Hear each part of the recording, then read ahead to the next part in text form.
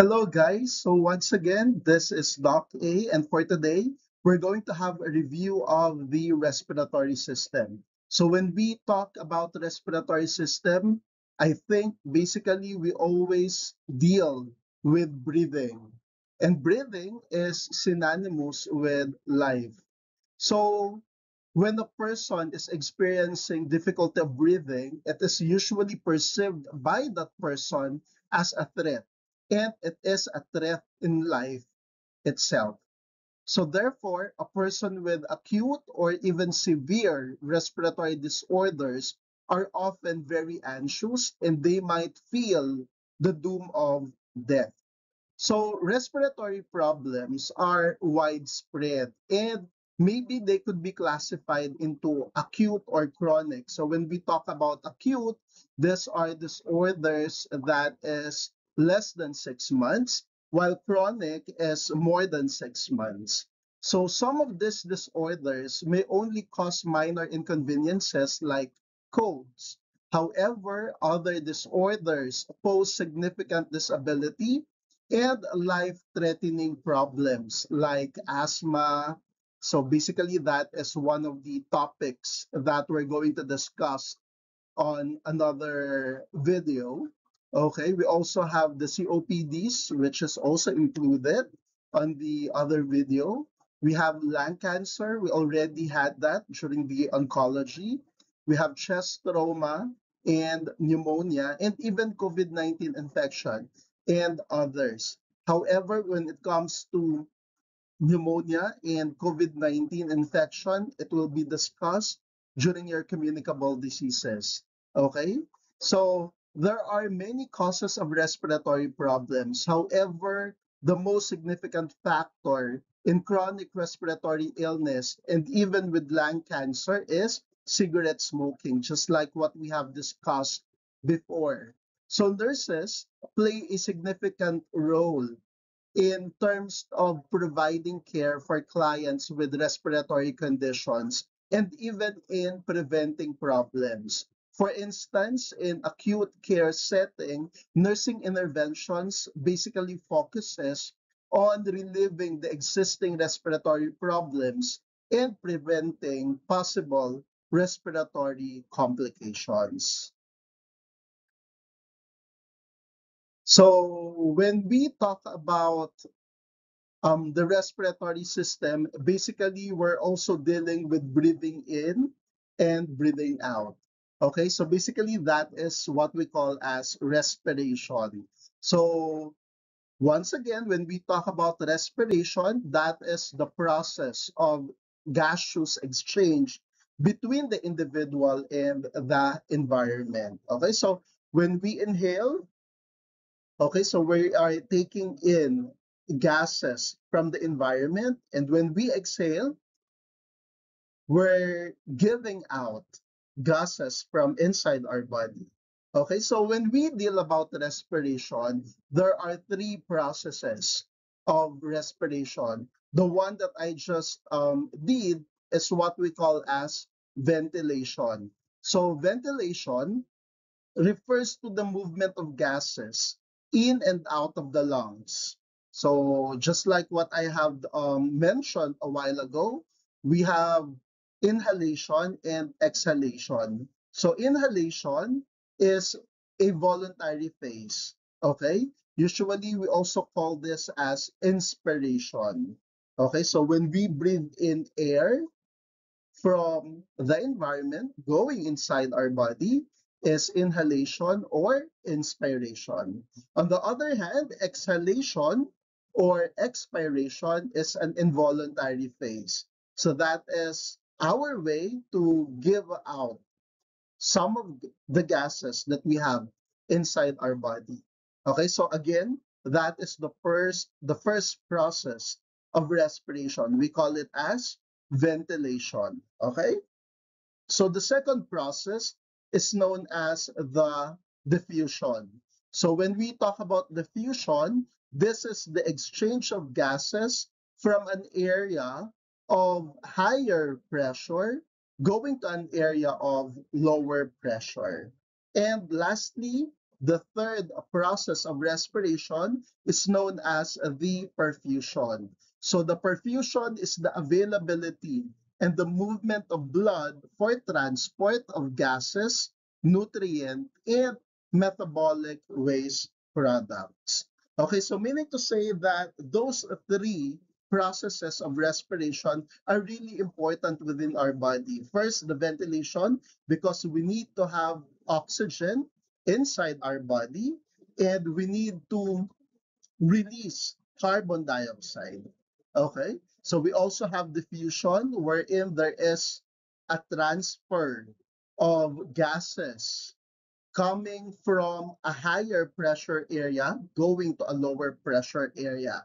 And lastly, the perfusion, that is the movement of the blood, okay, with gases. So the movement of the blood containing and transporting the gases, the nutrients, and even the metabolic waste products is known as the perfusion. Okay, so again, when we talk about respiration, we have three processes. We have ventilation, we have diffusion, and we have perfusion. And at this point, let's have a short review of the anatomy of the respiratory system. So the respiratory system is composed of the following structure. Well, actually, if you're going to ask me, they could be divided into airways. We have the upper airways and the lower airways. For instance, this portion is the upper airways. It is composed of our nasal cavity. It is composed of our pharynx and our larynx. Okay? On the other hand, we have the lower airways that is composed of our trachea. We have the right and the left main stem bronchi. We have the segmental bronchi. Okay, we have the subsegmental bronchi. And of course, we also have the terminal bronchi. So when we talk about its functions, so basically our upper airways, so like the nasal cavity, the pharynx, the larynx, so they serve as a protection for our lower airway. Okay, so they try to protect the lower airway from the foreign matters because first, the foreign matters need to pass first the upper airways before they could reach the lower airways. Second, the upper airways transport gases to the lower airways. And lastly, our upper airways are responsible in warming, in filtration, and in humidification of the inspired air. On the other hand, our lower airways could serve as a clearance mechanism. For example, we do cough. Remember, if we feel that there's something obstructing in our lower airways, we are coughing. So that is a clearance mechanism.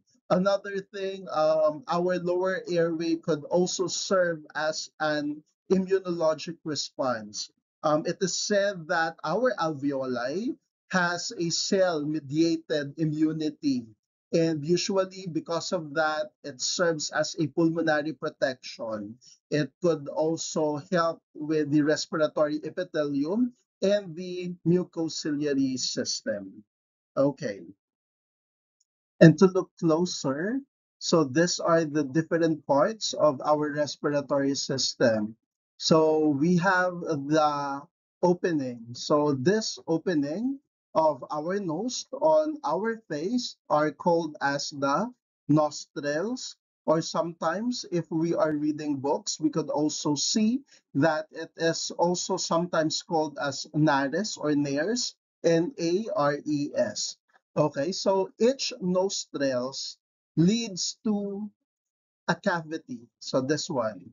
So the nasal cavity. And the nasal cavity is known as the vestibule. Vestibule. Vestibule.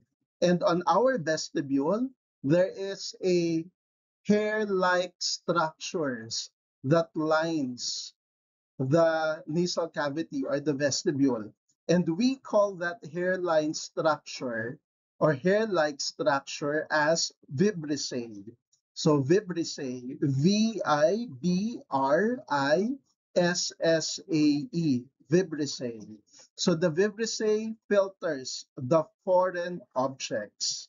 So moving forward, we also have the paranasal sinuses. So when we talk about the paranasal sinuses, say they are the open spaces within our skull. And these paranasal sinuses are lined by mucous membrane. So this sinuses also helps us in terms of phonation. Okay, so who among you still remember the different sinuses that we have? Okay. So yes, we have different sinuses. We have the frontal, okay. We have the maxillary, we have the maxillary, we have the ethmoid and the sphenoid. Okay? So basically they are the one that we are examining. If you will remember what we did during your health assessment before, wherein we are trying to illuminate those sinuses and looking whether they are pinkish or cloudy. Okay? So after the sinuses, we have this area. This area is known as the pharynx. So the pharynx is a funnel-shaped tube that extends from our nose going to our larynx. Okay? So the pharynx is also known as a common opening between our respiratory system because it is a common area between the nose and our digestive system because there is a common opening. It serves as a common opening on our mouth and in our nose. Okay, so um, what else? Another thing that we could be able to see is that our pharynx is divided into three sections. We have the nasopharynx, this area. We have the oropharynx, this one. And we have the laryngopharynx. Okay? So, from our ears, we also have an opening on the ear that has also a connection with our pharynx. Because from the middle ear, we have the eustachian tube, and the eustachian tube opens into the nasopharynx. Okay. So next structure that we have is this one. We have the larynx. Okay, so the larynx is also known as the voice box. So our voices are coming from our larynx.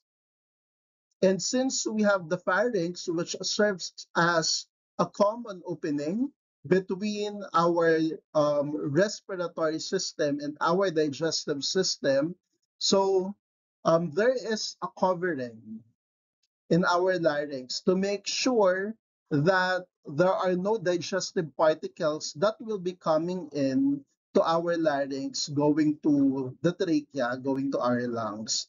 And what do we call that structure? Okay, so that is the epiglottis. Epiglottis. Epiglottis. So the epiglottis covers the larynx. So when we are eating, the epiglottis closes, and while we are speaking, the epiglottis opens. Okay, so another structure is this one from this area up to this area. We call it as the trachea. So the trachea is also known as the windpipe. So the windpipe or the trachea is around approximately 12 centimeter or 4 to 5 inches long. So one of the structures that we could see is this area. This is still part of the trachea, and this is called as the carina. Carina, C-A-R-I-N-A, carina. So the carina is the point which divides the main stem of our bronchi. Okay? So all in all, The trachea and our bronchi are lined also. They are lined by cilia and by goblet cells. So cilia are microscopic hair-like projections which have a rapid and coordinated and directional upward motion. So the role of the cilia is to try to sweep out debris and excessive mucus from our lungs.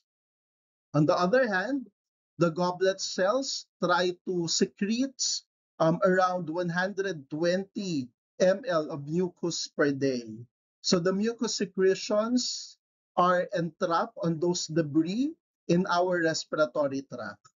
Okay, so here we could also see that we have the right main stem bronchus and the left main stem bronchus. So the right mainstream bronchus is shorter, it is broader and more vertical as we compare it to the left mainstream bronchus.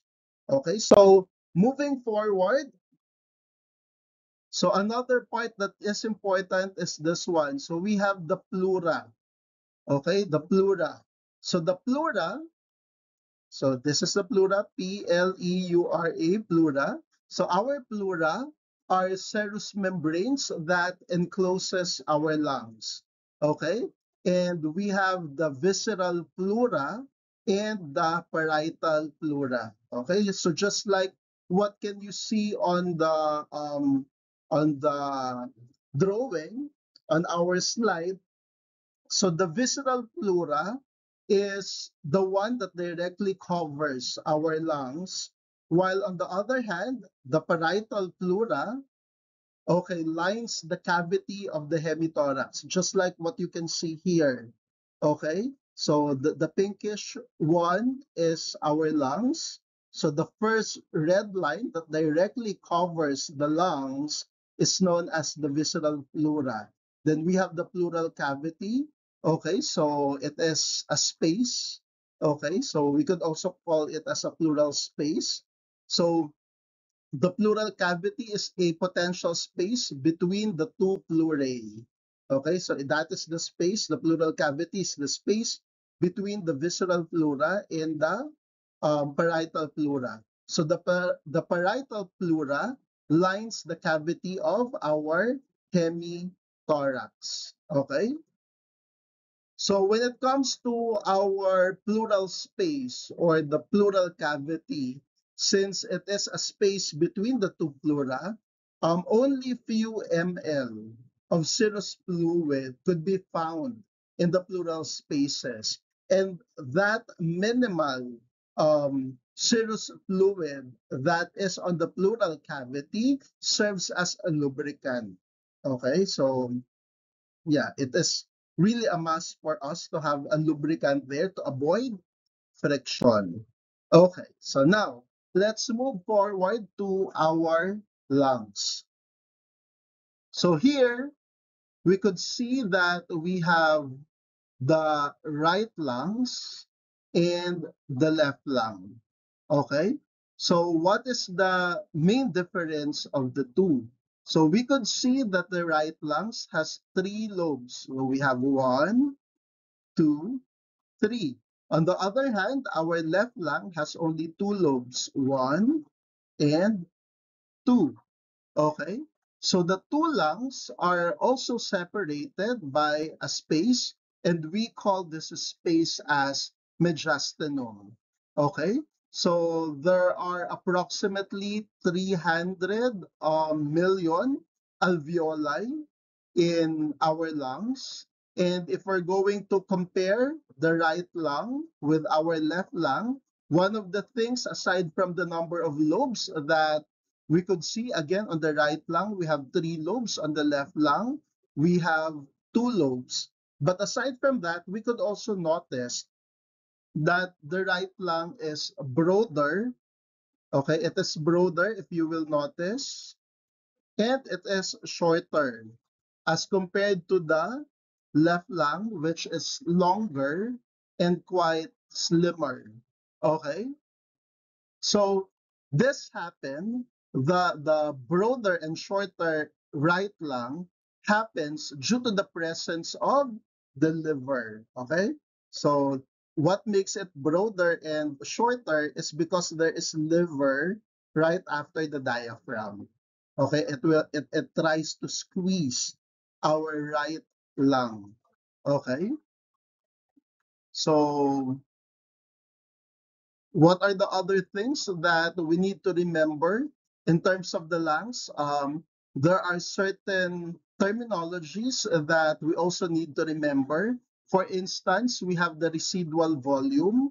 So when we talk about the residual volume, it is the amount of air that remains in the lungs after forceful expiration. So meaning to say, after we expire forcefully, so there are still an amount of air inside our lungs, and we call it as the residual volume.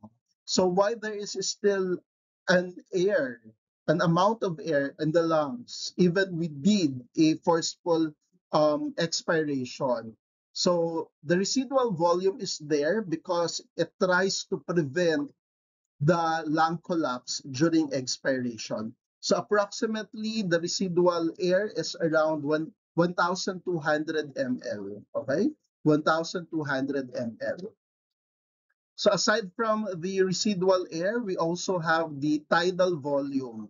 So when we talk about tidal volume, it is the amount of air that moves in and out of the lungs with each normal breathing. So every time we normally expire and inspire, okay, so there are air moving in and out of our lungs, and we call that as the tidal volume. And the tidal volume is approximately 500 ml. So aside from that, we also have the IRV, which stands for inspiratory reserve volume. So the IRV is the amount of extra air that can be inhaled beyond the tidal volume. Meaning to say that even though we already inhaled the tidal volume, which is 500 ml, there is still an extra amount that our lungs could carry on, that we could add some more air, okay, during inhalation. So we call that as the inspiratory reserve volume. So just like IRV, we also have the ERV. So ERV stands for the expiratory reserve volume. It is the amount of air that can be exhaled after normal breathing. And if you are wondering how what do we call all of the air that we can have in our lungs. So we call that as the TLC, not tender loving care, but TLC stands for total lung capacity. So when we talk about total lung capacity, it is the total of all of the four volumes. Meaning to say, if we add the residual volume, if we add the tidal volume, the inspiratory reserve volume and the expiratory reserve volumes, if we add them together, that is the TLC or the total lung capacity. Okay? On the other hand, we could also take note that we have functional residual capacity. So functional residual capacity is the amount of air that remains in the lungs after normal exhalation. Okay? So again, functional residual capacity is the amount of air that remains in the lungs after normal exhalation. So even though we exhale already, there are still an amount of air that remains on our lungs. Okay, and that is the functional residual capacity. Okay. So other things that we could take note when we talk about lungs is the pneumocytes. Okay, pneumocytes. So we spell it as pneumocytes, pneumocytes. So the pneumocytes are the type 1 cells, type of cells that line our alveoli. Okay, so whereas um, we also have a type 2 pneumocytes. So again, if type 1 lines our alveoli, the type 2 pneumocytes produces the surfactant.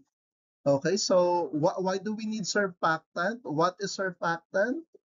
So when we talk about surfactant are lipoproteins that lowers the surface tension in the alveoli. So meaning to say that they reduces the amount of pressure needed for us to inflate the alveoli, and it will decrease the tendency of the alveoli to collapse. Okay? So that is why surfactant are necessary. That is why pneumocytes are also important in the lung. So again, we have two types of pneumocytes. Pneumocyte 1, they are the one that lines our alveoli, and we have the pneumocytes 2, which produces surfactant. When we deal about surfactant, they are lipoprotein that lowers the surface tension in our alveoli. So meaning to say that it will reduce the amount of pressure that is needed for us to inflate the alveoli, and it will decrease the possibility of collapse. Okay, so once our lung collapses, okay, we call it as lung collapse or atelectasis, right? Okay, so moving on. So now let's talk about the thorax. Okay, so basically this is the thorax and this is the diaphragm. Okay, so we're going to deal and talk now about the thorax and the diaphragm. So as what we can see, the thorax tries to give us protection. So what are they protecting? They are protecting our lungs, they are protecting our heart, and the great vessels. Okay? So we can also see here at this slide that the thorax is made up of 12 pairs of ribs, and they are bounded anteriorly by our sternum. So we have 12 pairs of ribs, and anteriorly they are bounded by our sternum, and posteriorly they are bounded by the thoracic vertebrae. Okay? So if our thorax serves as a protection for our vital organs and great vessels, our diaphragm, this one, our diaphragm is the main respiratory muscle for inspiration. Okay, so we could be able to inspire, okay, because of the help of our diaphragm. Okay, so and our diaphragm is being innervated by the phrenic nerve. Okay, so the one that innervate our diaphragm is the phrenic nerve. So we spell phrenic as Phrenic, Phrenic,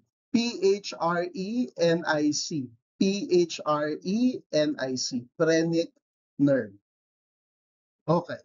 Aside from that, from our diaphragm and the thorax, we could also see several muscles that are also protecting and being part of our thorax. So some of those that we can see, and they are also necessary during inspiration. We have here this one. So we call it as the sternocleidomastoid muscle. We have the ischial, we have the parasternal muscles, we have the this one, so we have the trapezius, we have the pectoralis muscles. Okay, so all of those muscles are being used to increase, or they are increasing their work during breathing. Okay, so meaning to say those muscles help in the breathing process as well, especially during the inspiration. Okay, so here we could be able to see the respiratory center. Okay, so just like what you can see, medullary respiratory center. So it means that the primary respiratory center in our brain is the medulla oblongata. So the medulla oblongata contains the central chemoreceptors which are being stimulated by high carbon dioxide level in the blood.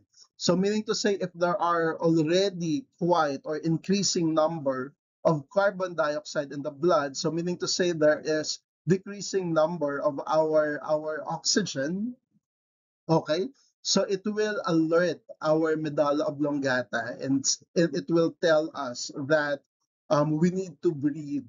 Okay, so the primary chemical stimulation for breathing because of that sense is high carbon dioxide level. Okay, aside from our medulla oblongata, the pons could also help in the breathing process because our pons contains the pneumotoxic center, meaning to say the pneumotoxic center is the one responsible on the rhythmic quality of our breathing. Okay, aside from that, the pons also has the apneustic center. So the apneustic center is responsible for deep and prolonged inspiration. Okay, so aside from those things, we also have the carotid and aortic bodies.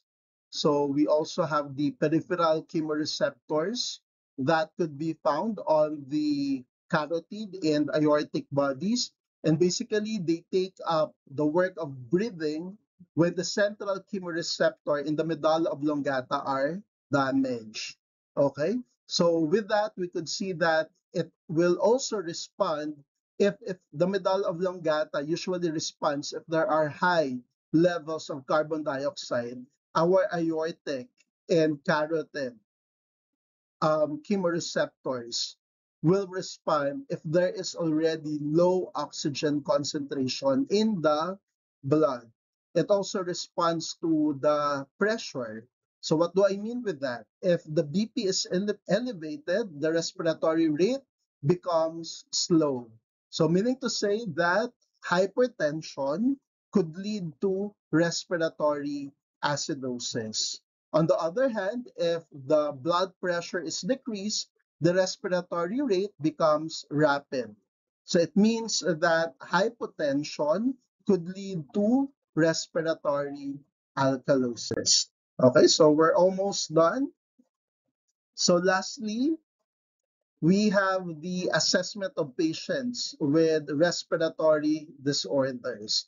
Okay, so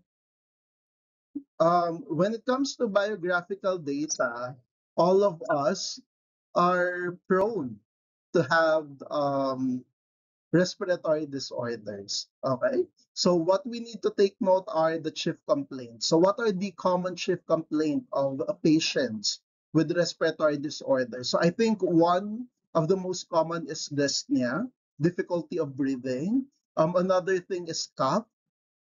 If they have sputum production. One of the things that might alert us is if there are hemoptysis. So when we talk about hemoptysis, there are a blood tinge on when we cough. Okay, so we are coughing out blood, so that is hemoptysis.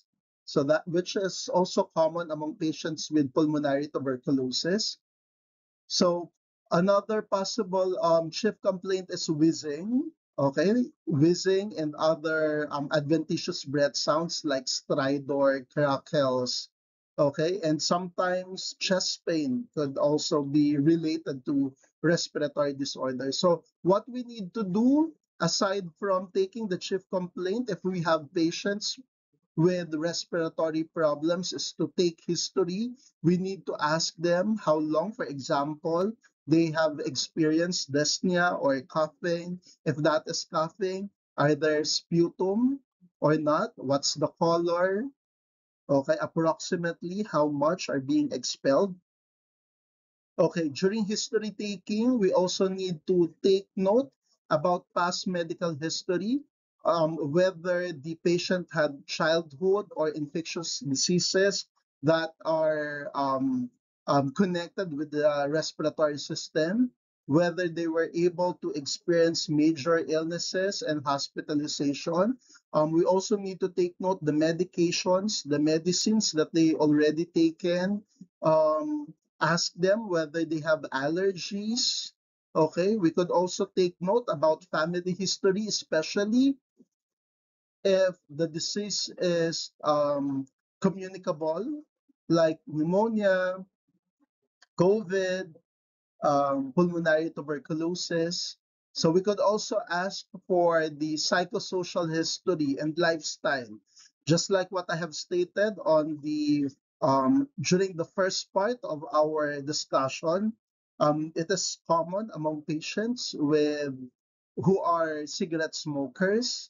Okay, we could also ask them about their occupation.